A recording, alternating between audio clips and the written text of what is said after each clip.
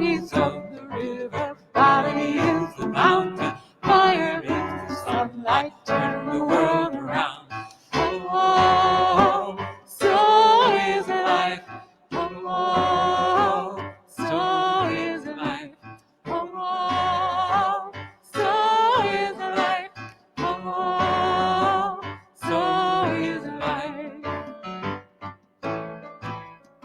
Water make the river, river wash the mountain, fire make the sunlight, turn the world around.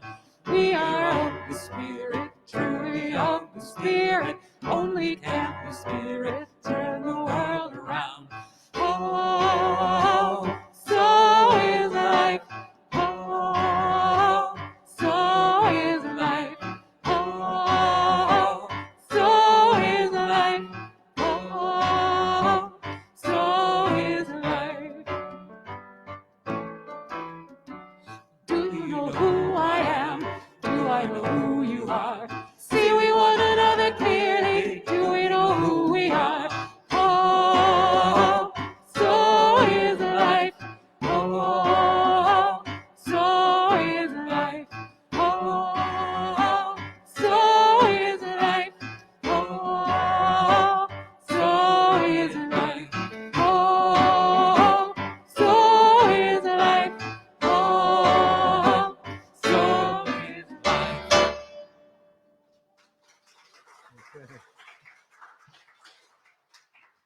Well, good morning. Good morning. Woo. I couldn't find my notebook. We couldn't get into StreamYard. Just a few little glitches this morning. Just a few. But the rest of the morning is going to go beautifully. So welcome. I'm so glad that you're here with us this morning. I'm Reverend Pat Bessie, and it is my joy to welcome you. So, are you alive, alert, awake, enthusiastic? Yes. Are you ready to hear some great stuff about Earth Day? Yes. And we are very excited. We have a wonderful guest with us this morning, and I can't wait to hear what she's going to share with us today. So, the other thing we have to do is we have to just hold off the rain. Hold off the rain until later this afternoon. We'll be fine. Okay. So let us begin as we always do by singing together. And welcome to those of you online. Oh my gosh, I almost forgot you. And I don't want to do that. So join us as we open with our opening song. So you can sit or stand, whatever you choose.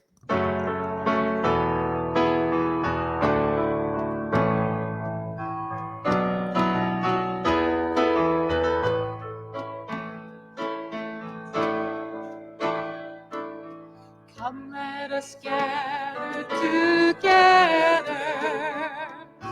This is a place of love. We come together as people of prayer. This is a house built on love. Come, let us gather in peace. This is a sacred space. We join our hearts here in one loving family. This is a house built on love. We come together as people of prayer. This is a house built on love. Thank you. And please be seated. And I am going to invite you to join me in prayer as I invite those of you online as well.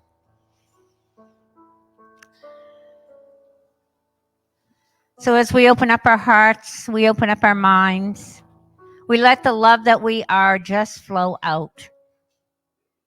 We give thanks for this day. We give thanks for the earth that we walk on. We give thanks for all that is growing and expanding and needing our love and attention. So as we open up for this time together, we open up knowing full well that all is well and that whatever is needed is already provided. We see that over and over again in our own lives. And why is it sometimes that it is so hard for us to trust that? To trust that we will be given in the exact moment we need it. And so for that and so much more, and for this time together, for the community that we have here and online, we just say, thank you, God. Would you say that with me? Thank you, God. And so it is, and we let it be. Amen. Yes. And again, I always love it when I open my eyes and more people are here. So welcome. So glad to see you. And usually I tell you a little bit. I did kind of in the opening that it's cloudy and overcast here today, probably in the mid 40s, maybe a little bit in the high 40s. But we have a great event planned as soon as the service is over for the children and for the adults. And we want the rain to hang off. Okay. So let it just, I think of May Rowland, who out in Unity Village, when there was a tornado coming, she stopped the tornado. And we can just stop the rain. So, although we need it. I mean, that's the other thing. We need the rain, but we just don't need it right this minute. So, will you join me as we say together our invocation? Together. There is only one presence and one power in the universe and in my life. God, the good, omnipotent. One presence, one power operating in our life, and that is God. Spirit, divine order, love, whatever your name may be. Our vision statement is centered in divine love, we celebrate a spiritually transformed world. Celebrate when we are seeing ourselves, because it begins with us. When we see ourselves showing up as the Christ, as love, as kindness, as respect, all of those things, then we're going to see a spiritually transformed world. But it begins in us. Our mission statement is Unity Center for Spiritual Growth reaches in to reach out through education, service, and creation of community. And every Sunday morning, we are fulfilling our mission. We are fulfilling our mission by being here.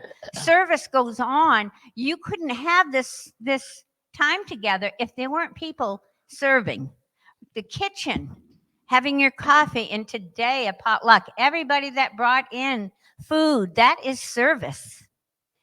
And then, of course, community and education. We're going to get educated today by Rivera. And community happens by us all being together. And we have core values that we live by, and they are we are loving, we are accepting, we are authentic, we are transformative, we are soul centric, we are compassionate, and we are welcoming. And that is the truth about us. So we have a community song. We do. We have a new one today. No uh-ohs here. I'm going to teach it to you. Okay. All right. And so the first part I'm going to teach to you is the second slide. Yeah, if you can just forward to the second slide for a moment. Christine, can you hear her? Can you forward to the second slide, please? Thank you. I'm going to teach the end first. All right, so the last two lines are identical to each other, and they sound like this.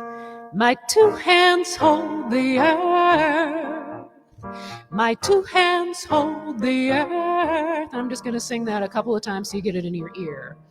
My two hands hold the earth. My two hands hold the earth. My two hands hold the earth. My two hands hold the earth. This line always reminds me of when we had that stuffed globe and we'd pass it around. Anyway, so we're going to back it up here. And my hands. 1, 2, sounds like this. And my hands, hold my hands. I believe with my hands I can hold this land. Right, that's a big long sentence. I'm going to do it a couple of times. 1. And my hands, hold my hands. I believe with my hands I can hold this land. I'm going to do it again. And my hands, hold my hands. I believe with my hands I can hold this land. And once more for good measure. And my hands, hold my hands. I believe with my hands I can hold this land. My 2 hands hold the earth. My 2 hands hold the earth. So that's the whole refrain. Now, if we go back to the first slide, the verse is way easier, so take heart. My head is in the sky, sky, sky. My feet are on the ground, ground, ground. And what about my blood? It's from the sea. And what about my bones like the mountains be? Right, so it's just the same line over and over again. Da-dee-da-da. With one tiny little exception. When you sing my head is in the sky, you sing that note, sky, sky, sky, and also ground. My feet are on the ground, ground, ground. Different note for the 3rd and the 4th lines. And what about my blood? It's from the sea. And what about my bones? Like the mountains be. But that's a subtlety, and I won't give you marks off if you miss that. All right, here's the song. My head is in the sky, sky, sky. My feet are on the ground, ground, ground. And what about my blood? It's from the sea. And what about my bones like the mountains be? And my hands, hold my hands. I believe with my hands I can hold this land. My 2 hands hold the earth. My 2 hands hold the earth. My head is in the sky, sky, sky. My feet are on the ground, ground, ground. And what about my blood? It's from the sea. And what about my bones like the mountains be? And my hands, hold my hands. I believe with my hands I can hold this land.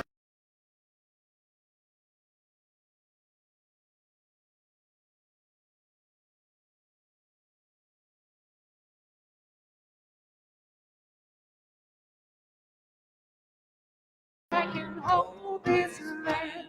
My 2 hands hold the earth. My 2 hands hold the earth. My 2 hands hold the earth. My 2 hands hold the earth. Hey, yeah. How'd we do, teacher? You did awesome. A+. Thank you. Thank you. That was fun. Now is the time that we greet you if you are with us for the very first time. So before I even ask you to do anything, I'm going to say, I'm not going to ask you to say anything. All I'm going to do is ask you to raise your hand if you're with us for the very first time. If this is your first time with us, please raise your hand. Yes. Welcome. Welcome. Right over here, Anita, right down front. Anybody else that we've missed? Oh, we are so happy to have you with us this morning. And for those of you that are online, if you are with us for the very first time, please put your name in the chat and where you're coming to us from. I know that Christine, in amongst doing the slides, monitors the chat. And I want you to know I go home, and that's one of the things that I look forward to, is seeing what's in the chat. So get chatty, okay? Be chatty today and write in the chat. All right. Well, we are very happy for those of you that are here with us today on this special day. And now is the time that we greet one another. And if you weren't with us last week, you're going to be happy to hear we're back to Namaste. Yeah, I know. We tried something different. It just didn't work. So let us sing together.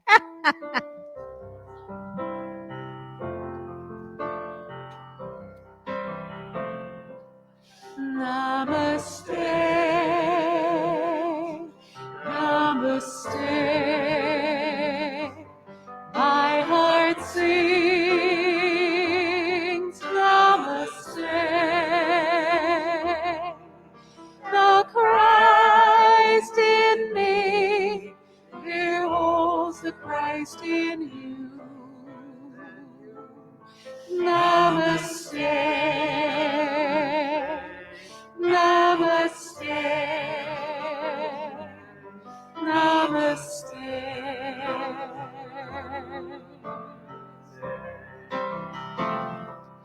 Namaste, Namaste. My heart sings Namaste. The Christ in me beholds the Christ in you. Namaste, Namaste, Namaste, Namaste.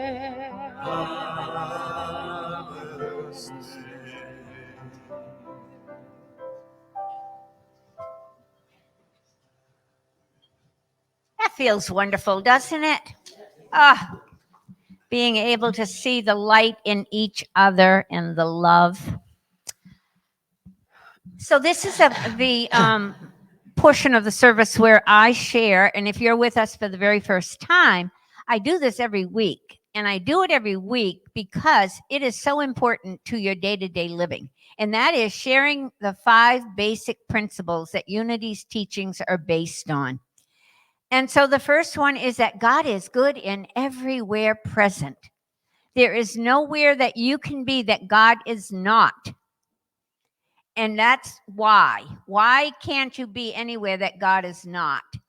Because God is right here, right within us. Who's breathing you? The second principle is that everybody is inherently good. Everybody is an original blessing. Some of you may have been brought up in a theology that is talking about original sin, and I'm asking you to dismantle that belief because we are all original blessings. If we are inherently good, we can't be anything but an original blessing. The third one is that our thoughts create our reality. Our thoughts are creative. Now, I'm not talking about the random ones that just run on through like logs down a river, but it's the ones that you grasp onto and you hold on to and you rent space to. Make sure you're renting space to the thoughts that you want to see in your life and not the ones that you don't. And then all of these first 3 really come under the heading of the fourth one, which is prayer and meditation. Prayer and meditation is our conscious connection to God. And it's through prayer and meditation that we remember the truth of who we are, whole and complete. We recognize what our thoughts are. And we know that there is only one presence and one power operating in our life. And then, of course, the 5th one is putting them into action. How have you put them into action in your life this week? Anybody have a story they want to share with me? Gloria?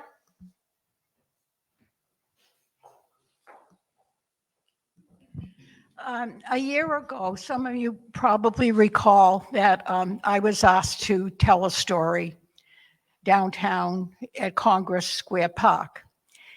And what happened was when my husband passed almost 5 years ago, I was given by the Board of Greater Portland Health a peace plant, a peace lily. And this was very appropriate because he was a very, very peaceful person. The most blossoms that plant had in all the other 4 years were 4. And when I was getting ready to think about what I was going to write about, immediately I looked at the plant and thinking, how come has this plant 15 blossoms when it's never had that before? And immediately I thought of Kinley Spirit, and I gave that in the talk. And what has happened this year, at the same time, we courted from March 25th to August the 12th. And it was during that very, very period of time that all of that happened. And it's happened again this year. And we create our life experience through our way of thinking. And I can't think any other way. It isn't that I want it to happen, or it has to happen, or this has to be. It just, I don't know. I can't, it's something I can't explain. It just, but again, his spirit is with me. And what happened a month after I met Kinley, this is to tell you the kind of person he was. A month after, this very day, April 23rd, my mother passed unexpectedly. And we were to go with the Old South Seminar, Copley Square. And he called me that morning. I said, my mother's had a bad night. She hadn't been ill. At noontime, he called me from Concord Reformatory. Had to be a payphone. And I said, my mother has passed. He left the group, having only known me a month, and came by my side. So this, I don't know, it just seems so appropriate. Of course. Of course. He never left your side either, did he? And he's still right there. I love it, Gloria. Thank you. Anybody else have a story you want to share this morning? I'll just share. Oh, yeah. Pam, hello. The traveler has returned. Oh, my goodness gracious. Look at you. You look wonderful. Oh, thank you. So do you. I love your hair. Good morning. I returned the day after Easter from a 7-week trip out west, and I went to Florida and met a friend from Cleveland. Now, this is I've been wanting to travel with somebody, and my best friend died in 2020, and he was also a good friend of my best friend. And so since she has died, we have become closer. So we met in Pensacola. He had been down in the Keys, and we met in Pensacola at her husband and son's house. And then we traveled out west together, all the way to Joshua Tree. So we went down the coast of Texas, and some days we only traveled 150 miles. 3 hours was good enough. But the amazing thing is, I had been praying for a traveling companion. He has his own van. I have my own van. We're good friends. And he is kind of a health nut. He has had a heart attack in the past, so he cooks every night. So every night he cooked, he did the dishes, and every morning there was a cup of coffee sitting on a post or a picnic table or anything outside my van. It was more than I could have ever asked for. So it was beautiful. Thank you. Oh, I love it. I love it. I love it. That's the way it works. That's the way it works. When you're in the flow, that's the way it works. And I just want to quickly share something that I've been paying attention to myself. And that is, I will notice when I get anxious. Do you notice when you get anxious, all of a sudden your stomach starts to get fluttery and blah, and you're getting a little bit tense? And I have been able to stop myself and say, what are you thinking right now? And whatever I'm thinking right now is not what's happening in that moment. And I will say to myself, that's not happening now. That's not right now. Come back to right now. And the moment I come back to the present moment, the anxiety goes. So I just give you that little tip. It's not hard to do. It's just catching yourself. And what I'll say is if it's an issue that's going on, I'll say nothing has changed in the last 5 minutes regarding that issue. So what are you getting anxious about? So keeping your mind paying attention to how that little bugger wants to go off and cause you a lot of disturbance, and say, no, I'm not going there with you. Right here is where I'm going to stay. So it's been very helpful. So if that helps you, I am grateful. So now is a time that we shift gears a little bit, and we will have our daily word, and Gloria is our daily word reader. And I don't even have it open for you, honey.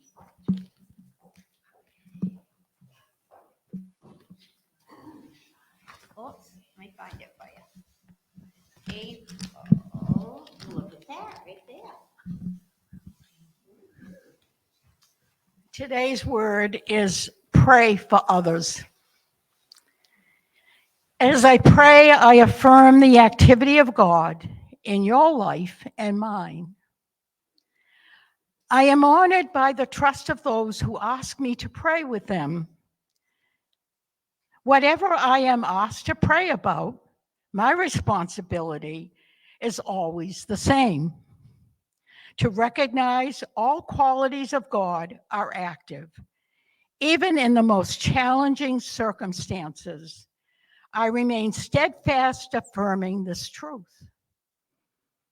If I've been asked to pray for healing, I release all thoughts of illness. I affirm divine life is active in every cell.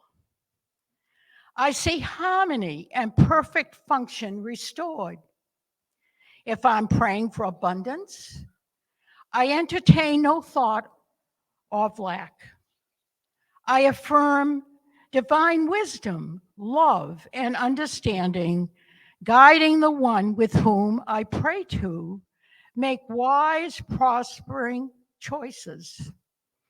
As I affirm truth for all who have asked for prayer, my awareness of God's activity in my life increases also. And from 3 John verses 1 and 2, beloved, I pray that all may go well with you and that you may be in good health, just as it is well with your soul. Thank you, Gloria. And I'm going to turn it over to Dina.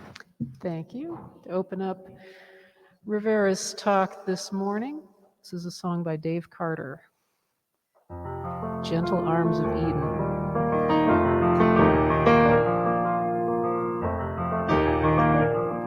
On a sleepy, endless ocean, when the world lay in a dream, there was a rhythm in the splash and roll, but not a voice to sing.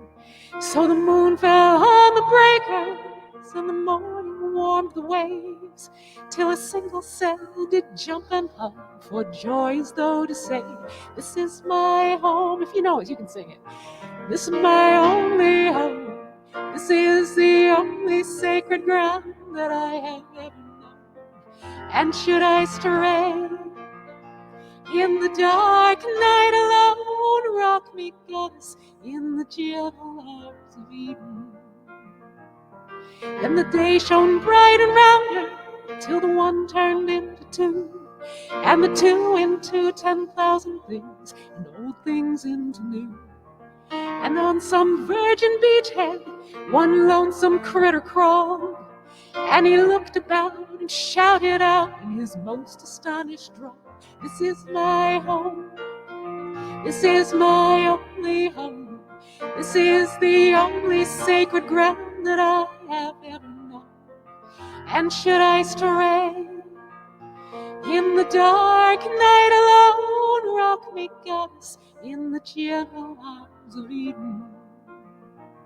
Then all the sky was buzzing, and the ground was carpet green, and the weary children of the wood went dancing in between.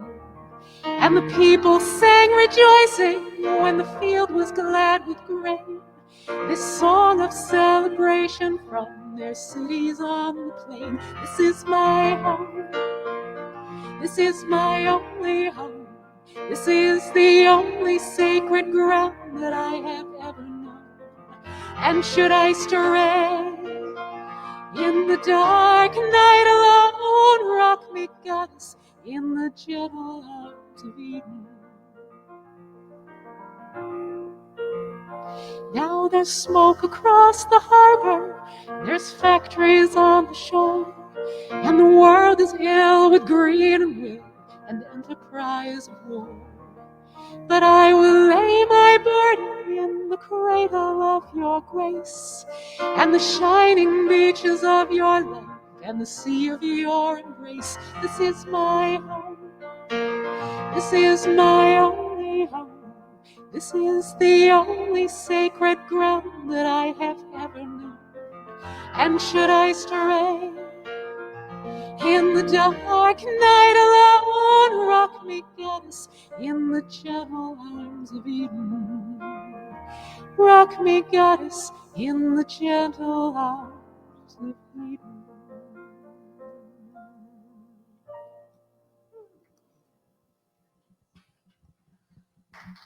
Yes. Thank you, Dina. Well, it is my joy to be introducing our guest this morning. This is her second time here. It's been a while. I think it was back in 2015 or 16, somewhere in that time frame. You were living in New Mexico at that time. She has now become a Mainer. She's always had a Mainer heart. She just came back home. But she is the author of many books. You've seen the display out on the bookshelf, the bookstore table. I read Dandelion Insurrection. I read Buddha, Millionaire Buddha. I haven't read the new series. I'm sure I will. She has what I love about her is her way of weaving what she's passionate about into her writing. And she's passionate about nonviolence. And she's passionate about our earth and our planet. And that's what her books represent. That's where she takes her readers in her books. And I'm sure the Aria Ari is the same theme goes through that. She is also the editor of Nonviolence News. If you don't get that on a regular basis, you want to sign up for that. It comes into my mailbox. And she also coordinates Campaign Nonviolence, which is the week in September, 21st to the 27th or something like that. 21st to October 2nd. And last week I said I really want us to have some programs and to be active in that. So we have a resource right here that we can get some ideas from. She also has articles that are syndicated by Peace Voice and published in hundreds of journals nationwide. She serves on the advisory board of World Beyond War. I've never heard of that before until I saw your bio here. And on the board of Backbone Campaign. So both of those I'm going to have to do a little research on. So it is my joy to welcome, and I want you to give a hearty welcome to Rivera Sun.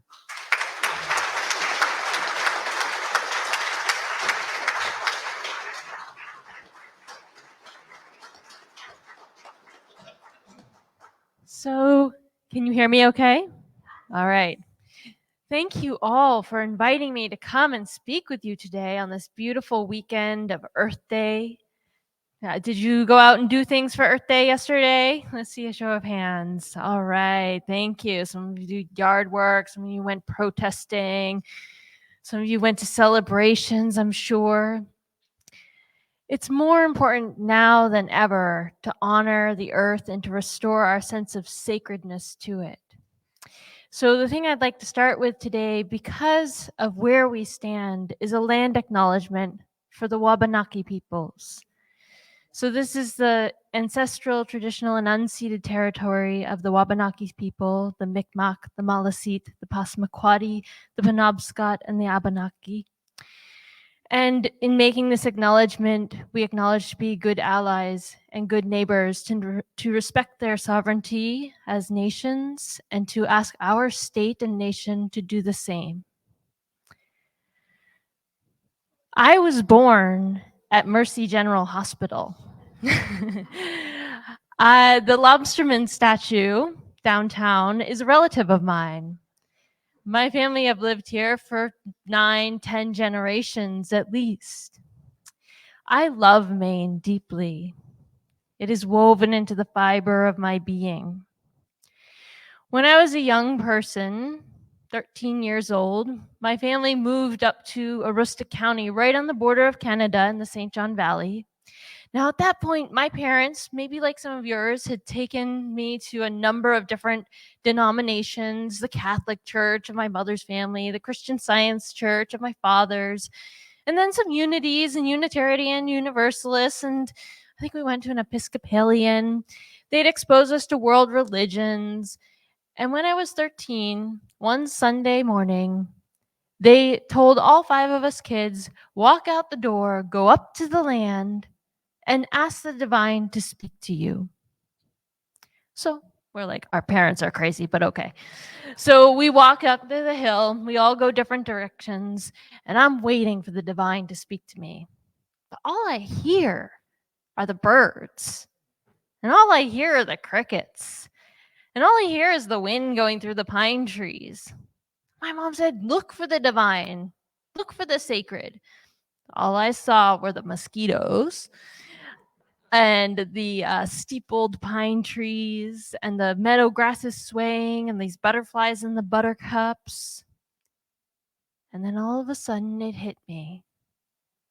This is the divine speaking. This is the sacred that I'm looking at. And I was a devotee of the earth at that moment and every moment since. Think for a moment for yourselves of the place where you hold sacred. Where is a place in your life that you hold holy, where the divine touches you through this beautiful earth?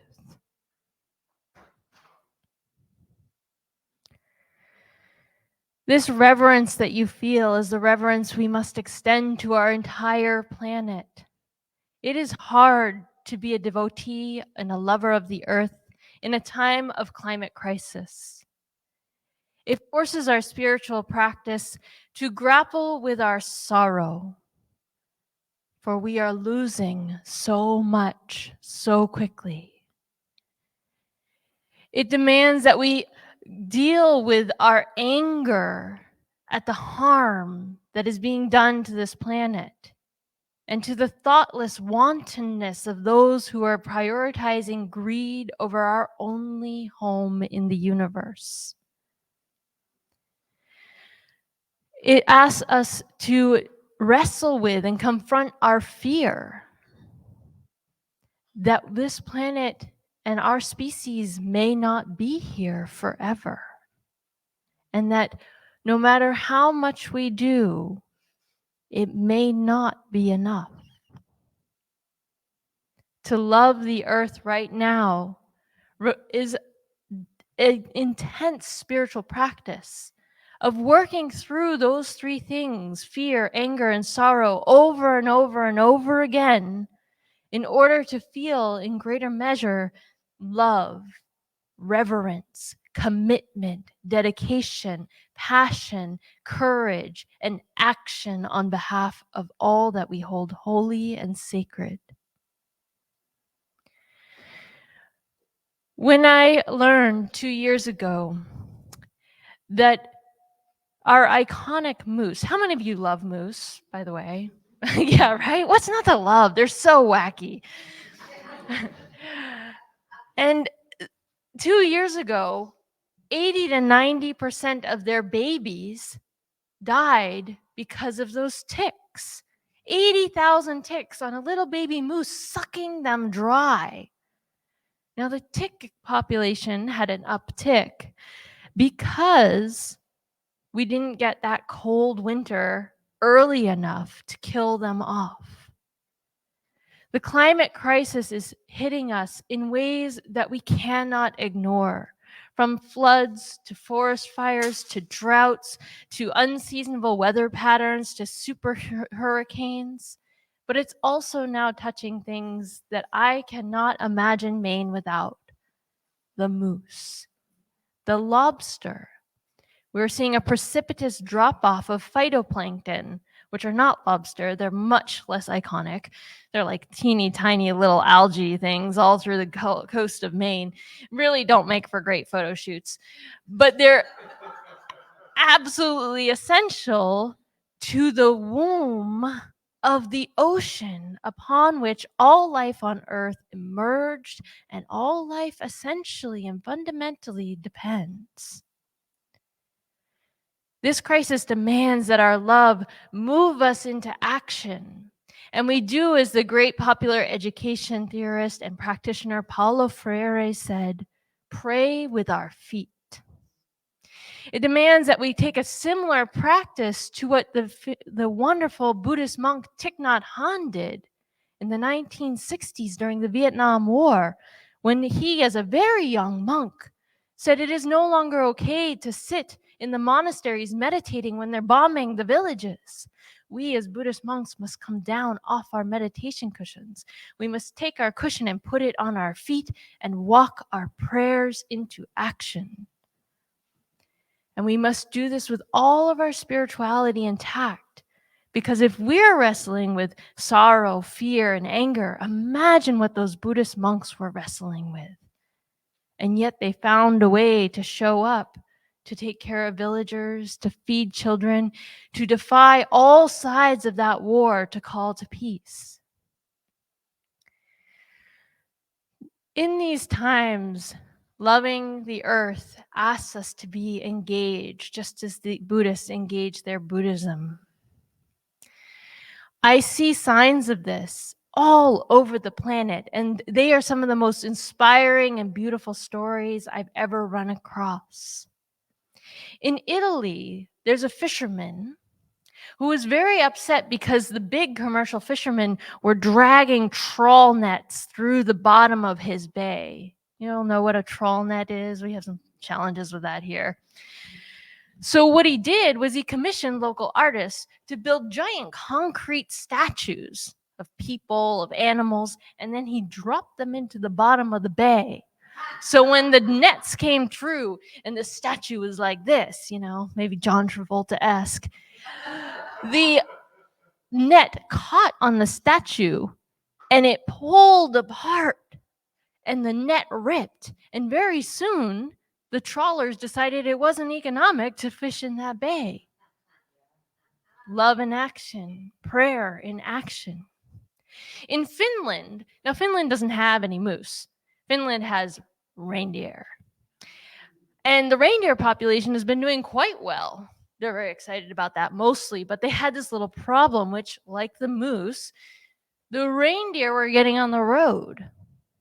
And there were a lot of fatal collisions happening between motorists and reindeer. Both would die.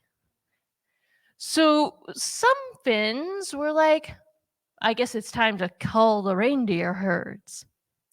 But others were like, we have another solution. Let's spray paint their antlers with reflective paint so that when they're just out in the forest, nobody can see them. There's no light to shine on that. But if they get on the roadway, well, their antlers light up like those, bright road signs. And the motorist can slow down and stop, and the reindeer can get off the road. And that's nonviolence towards both species. Yeah, wow is right. This is the kind of creativity that these times are asking us to engage our spirituality with, apply it to these kind of solutions, to rethinking our accustomed convenience as a dominant species on this planet, to to be a little more gracious, a little more welcoming, and you know what? A little less lonely on this planet. Right now in Vermont, anyone have any friends in Vermont? Oh, okay, great, good. So I don't know if your friends are out doing this, but there are several roads, highways in Vermont that are shut down totally to motorists so that the salamanders can cross the road and get back to their original pools. Not only this, but dozens, hundreds, I don't know how many Vermonters, it must be a thing in Vermont, are going out at night and they're literally picking up these little spotted toads or frogs and helping them cross the road. What a beautiful thing. Why do we need all the roads all the time? Why can't we close them down from time to time to help somebody else cross the road? Or have you ever seen those animals highway crossings? California has a lot of them.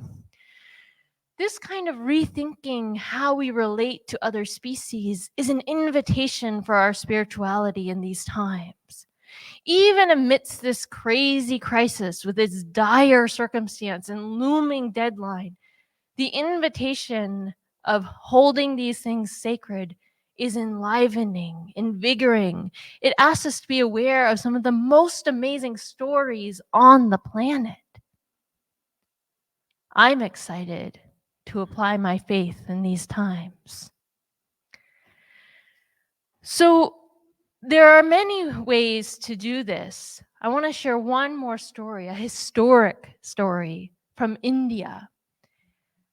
Are any of you ever been called a tree hugger? Oh, okay, yeah. This is unity. I figured there must be a couple of us here. So if it was like my circumstance, it wasn't necessarily a compliment, right? However, in 1730 in India, there was a sect of the Hindu faith called the Bishnoi. They still exist. The Bishnoi, one of their principles, just like you have your principles, is reverence for the earth and particularly holding trees sacred. The Bishnoi were so committed to this that they protected their forests, and even in 1730, they were renowned throughout India for the ways that their part of India was resistant to drought. Well, in 1730, a terrible thing happened. A king decided he wanted to build a palace. It's kind of like our billionaires deciding they want to build mansions, right? So he sent out his soldiers to go clear cut the forests. And a Bishnoi villager named Amrita Dev, heard about this, and she gathered all the women and she said, "Come, we must go protect the trees." And they went down and they threw their arms around the trees and they blocked those trees with their bodies. And the soldiers cut them down. Not just the trees, but the women too. 1, 2, 3, all the way up to 323 women. They did not run away. They did not back down. They said, "These trees are our brothers and sisters. They are sacred and holy to us. And to cut them down, you have to go through us." By the time they got to the 323rd woman, word had gotten back to the Maharaja. And he rushed to stop the massacre and then protected the forest, ashamed of what he had called for. This story was so well known that in 1970, when Indian women and villagers were facing clear cutting again, they called themselves the Chipko movement. And Chipko means to embrace. And they stood up again to the loggers. And they stopped the loggers in India once, twice, 3 times. So when someone calls you a tree hugger, just turn to them and say thank you. This is our faith in action. This is holding something so sacred and holy that you will dare to risk everything. That's the kind of spirituality these times specifically are demanding from all of us. There are 3 things that I'd like to ask you to consider doing as a way of praying with your feet. And it's going to look a little different for each of us. But the first thing is when you go home, and maybe you're already doing this, start to notice your non-human neighbors. Whether you live in a city, we're lucky here in Maine, we don't have any huge cities, or whether you live in a suburb, or whether you live like me way out in the rural boondocks. Pay attention to where red chipmunk is, or moose, or bear, or raccoon, or skunk. They are usually pretty noticeable. But don't just pay attention to them. Look for the little insects, the grasshoppers, the spiders, the ants. The mosquitoes, again, are a little unforgettable. Look for the plants. If you have how many of you have a tree in your yard? That tree has spent its whole life with you, and vice versa. You may have a tree that's older than you are, right? What an amazing companion. Look for all of the minerals. Do you have a rock or a boulder? Do you have a creek that goes through your yard? Does the spring wind blow through? Notice the snow and award it its beingness. In this way, we make ourselves as a species a little less lonely. The earth is not some dead object. It's not a backdrop to our lives. It is a community to which we are a part of, and a community in which we are not very good friends and neighbors. If I behaved like in this community, like human beings are behaving to the earth, you would call the police on me. Right? You'd be like, stop dumping toxic chemicals, stop trying to chop people down, stop trying to run everybody else out and spray this part of the room with pesticides. So think of your yard as a community, and then go further, your town, your city, your state, your region, and don't stop there. So that's the beginning. The next thing is to take a public stand for the earth. To move this love, this sacred love that you hold for the earth, into a visible place in your life. Right now, in my small town of Grand Isle, Maine, which has all of 500 residents, there are 20 earth flags like this, like the one over there. 20 earth flags hanging up on the telephone poles of our main drag. It's on Route 1. It's very visible. And the town, I called the town, I said, would you put these up for Earth Day? And I was like, please, please, please do not be a climate denier, and please don't like yell at me on the phone. But actually, I was totally wrong in my projection, because the town was overjoyed. They're like, color, spring, our snow just melted. So now these beautiful flags are being seen by every single person, not just in our little town, but the 5 other little towns in this valley, because Route 1 is the main road. And our town has officially taken a stand for these 2 weeks that says we value this. And this is not inconsequential. Okay, so that's the second thing. Take a public stand. Put an earth flag out front of your door. Put a yard sign in your yard. Put up a poster in your workplace, because we need to remember this. The third thing is to start making choices on behalf of the earth and dare to make the difficult choices. I heard that Greta Thunberg's mother, do you all know who Greta Thunberg is? Yeah, a little young Swedish activist. Her mother committed to no longer flying because of her daughter's care for the environment. She was an opera singer on the global stage. She gave up her career so that her daughter would have a future. And when I heard that, I started looking at myself and said, what am I doing flying all over the place? I visited 50 cities the last time I talked to you. Can I justify that anymore? And the answer I came to was no. So this is not actually just about me taking individual action. It's also about having the moral and spiritual courage to ask my field, my industry, my coworkers and colleagues to also take action. So my organization that I used to fly all over doing these talks for has committed to building a regional trainers network so that people within 100 to 250 miles can be deployed in their local areas to give the talks and spread the important information and knowledge that usually I go and say. Pray with your feet. This is praying with your feet. We have only 7 years to change everything in this world. 7 years before we irrevocably pass the tipping points that we cannot pull this back from. We are already seeing the climate disasters as we enter into this window.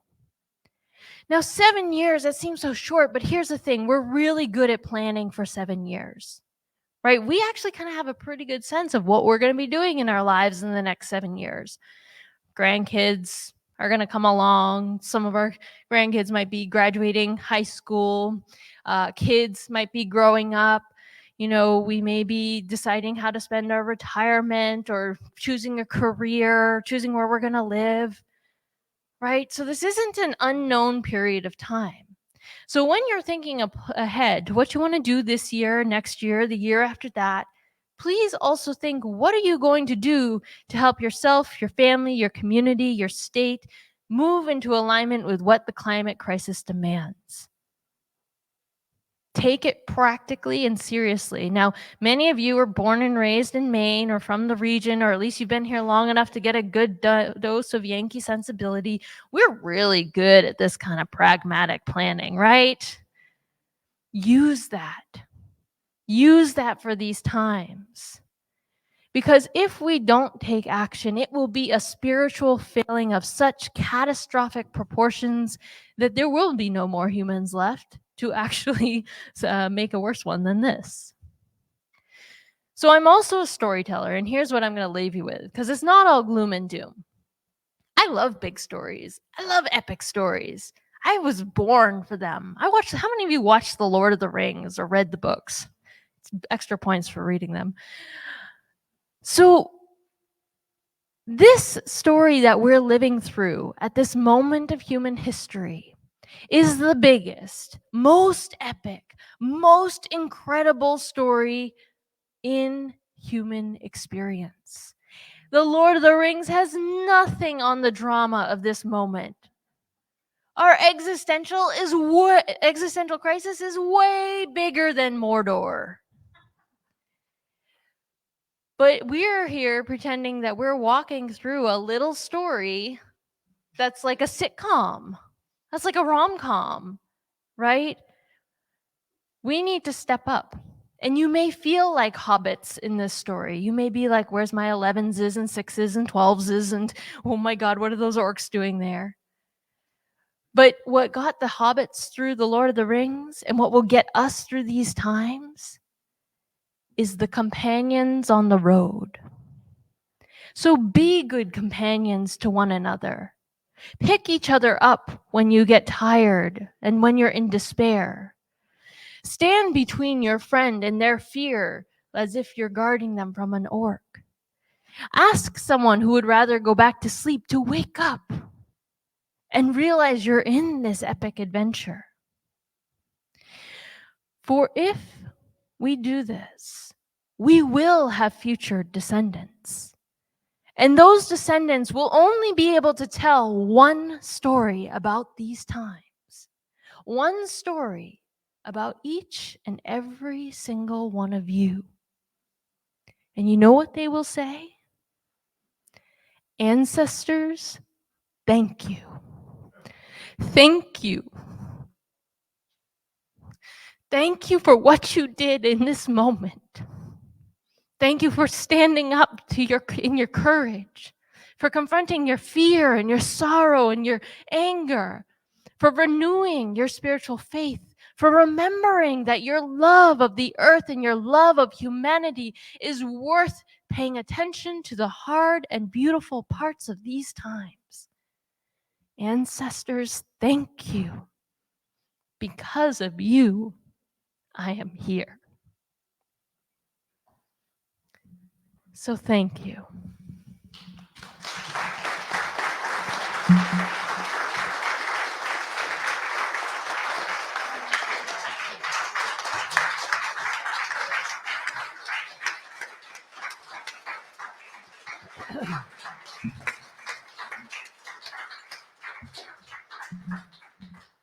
Deanna is going to sing, and then we'll do our meditation.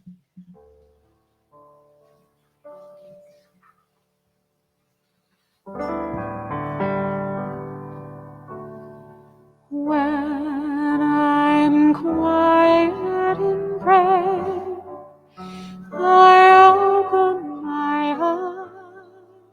I open my heart. When I'm quiet in prayer, I open my heart.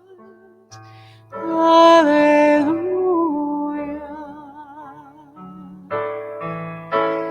When I'm quiet in prayer, I see only love, see only love.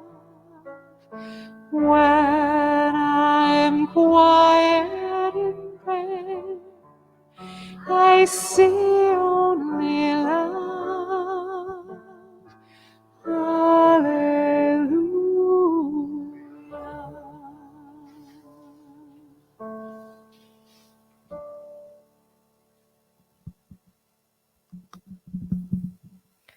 So please take a deep breath, feel your body in the chair, and let's just pray and meditate together for a few minutes.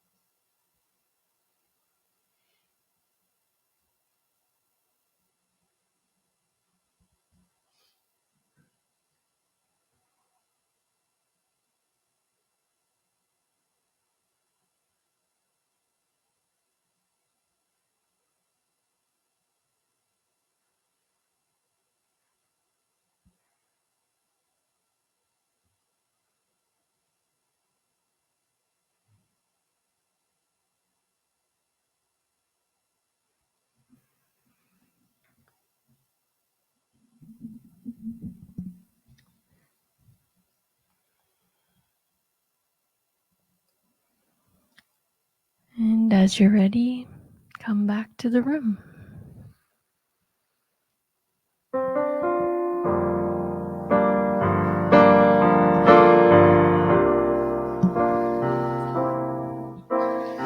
Amen.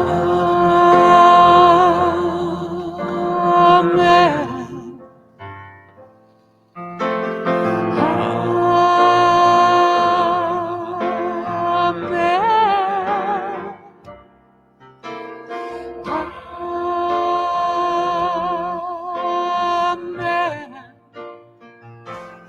Amen. Amen. Amen.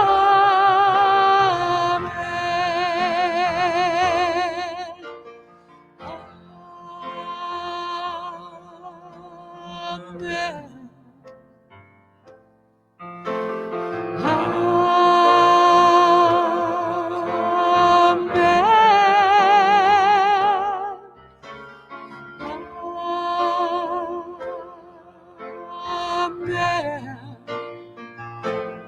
Amen. Amen.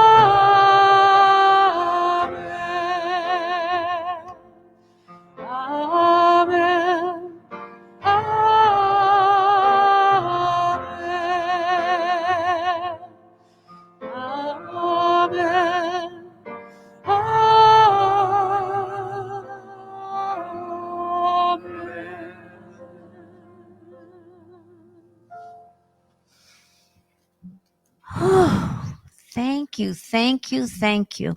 Wow. So, you know, when I first started here back in 2011, I was living in Rangeley and I was traveling back and forth. And I have just a couple of quick moose stories. One was I used to come down and I would do things at night. So I would be heading back home around 9 or 10 o'clock at night. And there's not much traffic on Route 4 heading up the mountain at 10 o'clock at night. So I was always aware of the moose because they like to travel at night. Somebody told me, Pat, when you're driving home, drive up the middle, drive up the yellow line. And that way, if they're coming out from either side, I have a chance to see before they're right in front of me. That was a huge relief to do that because, of course, I could see cars coming way before they ever got to where I needed to move over to my side. But that was a great way of me feeling more peaceful, I guess is the word. Because they didn't have fluorescent antlers. I love that.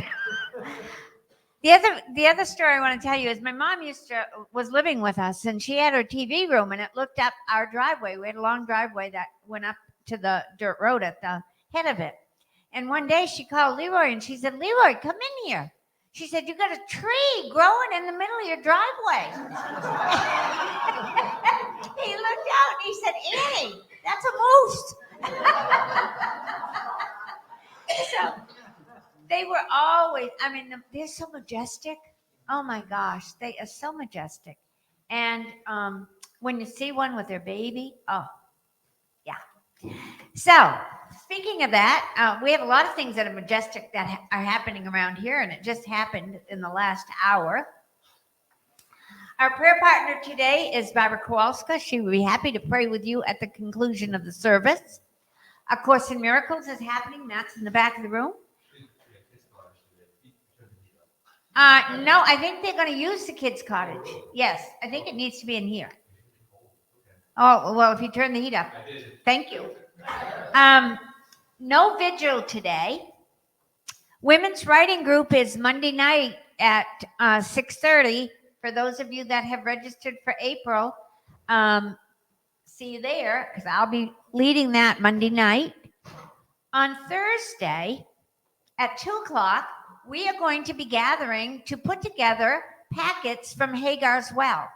Many of you know that Hagar's Well is where we have been collecting sanitary products and things for homeless women and women that are in shelters that are unable to purchase these products with food stamps or whatever. So we are starting to put together, we have a wonderful well full out there. And so if you'd like to come and join us as we put them together, we'll be meeting here Thursday at 2 o'clock. Labyrinth World Day is happening on May 6th. Walking as one at one. Yes, Barbara. You may. Yes, please.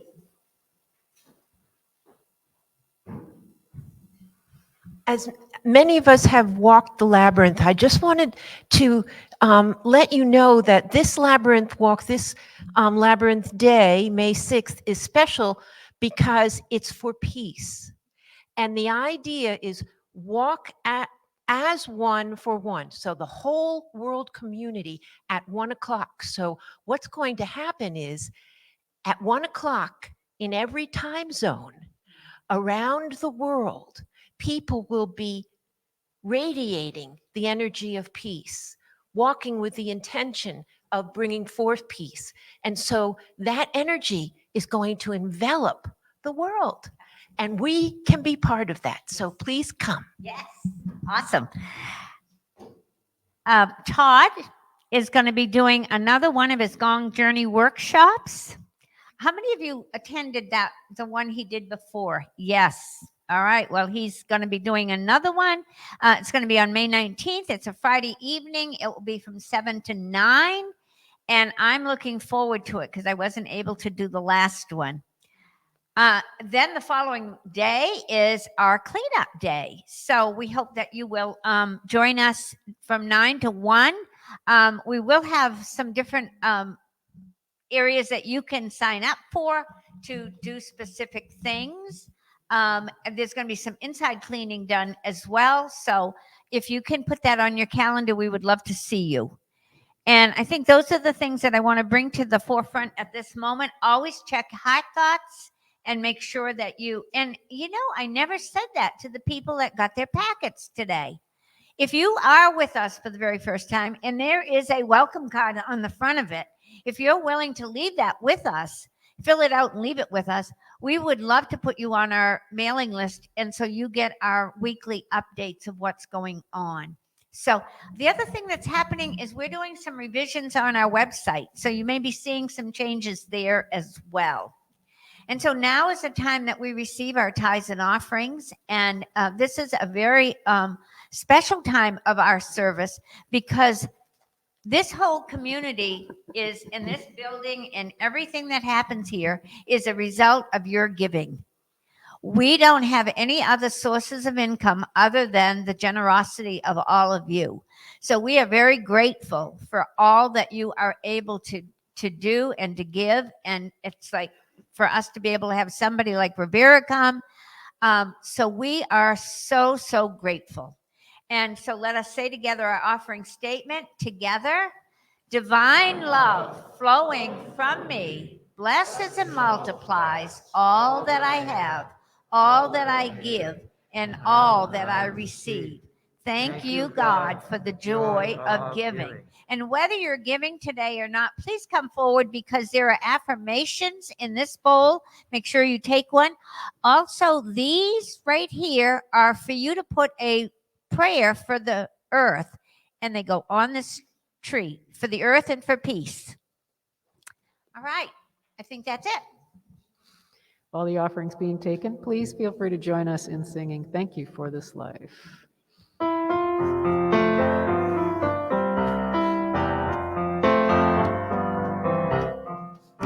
The sun is shining, the winds are blowing, the earth is greening, the waters are flowing. Spirit's moving me and my heart is flowing with love for this beautiful life. Thank you for this life. I am so lucky to be alive. The earth provides all my needs to thrive. So many visions for which to strive. With love for this beautiful life. Thank you for this life. Yeah, even thank you for the wind and rain and all the lessons from which I've gained. Truth and strength will always be my aim. With love for this beautiful life. Thank you for this life. I pray to you to grant me sweet release. I open up to life's harmonies. Make me an instrument of thy peace. With love for this beautiful life. Thank you for this life.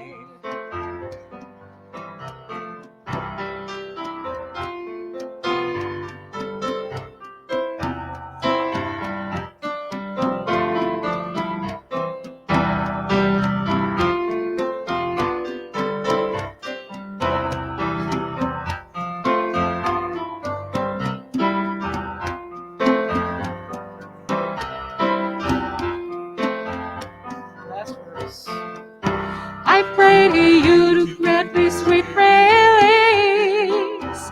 I open up to life's harmonies. Make me an instrument of thy peace. With love for this beautiful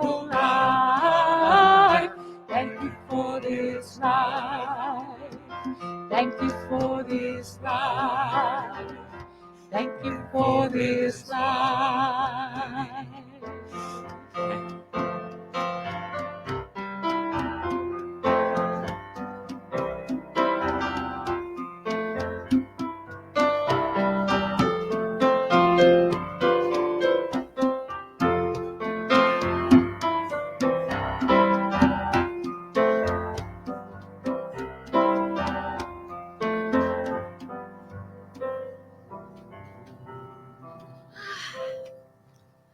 We bless these tithes and offerings, knowing that they go forth to do the will and the work of Unity Center for Spiritual Growth in whatever way we are being called. And so it is. Amen.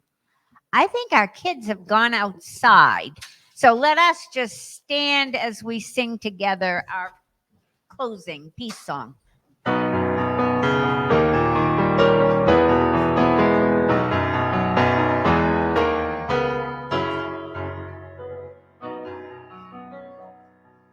Let there be peace on earth, and let it begin with me. Let there be peace on earth, the peace that was meant to be, with God as the one source, united all are we. Let us walk with each other in perfect harmony. Let peace begin with me. Let this be the moment now. With every step I take, let this be my joyous vow, to take each moment and live each moment in peace eternally. Let there be peace on earth, and let it begin with me. Please join me as we say together the prayer for protection. The light of God surrounds us. We are the light. The love of God enfolds us. We are the love. The power of God protects us. We are the power. The presence of God watches over us. We are the presence. Wherever we are, God is, and all is swell. Have a blessed week, my friends. We got potluck and fun things going on.